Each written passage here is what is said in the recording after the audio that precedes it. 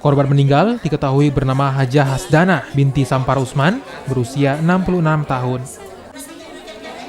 Almarhum disemayamkan di rumah keluarganya yang berdampingan dengan lokasi kebakaran.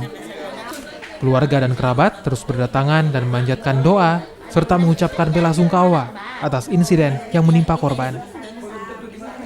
Insiden kebakaran yang menewaskan 1 orang warga di Jalan Batara Bira, Kelurahan Pai, Kecamatan Biringkanaya, Kota Makassar, terjadi pada Sabtu dini hari pukul 2 waktu Indonesia Tengah. Kebakaran diduga bersumber dari obat nyamuk di kamar korban.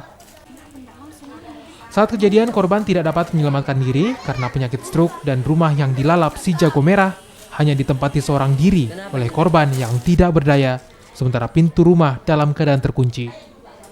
Memang kondisinya tidak bisa berjalan? Iya, dia memang sekitar 8 tahun dia sakit stroke.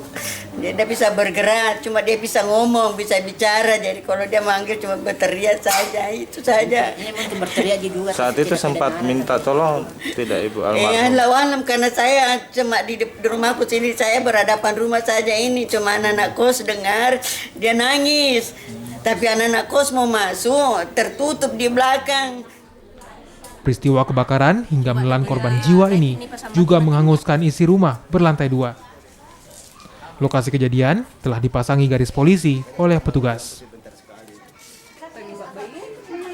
Aziz Hamid, Kompas TV Maros, Sulawesi Selatan.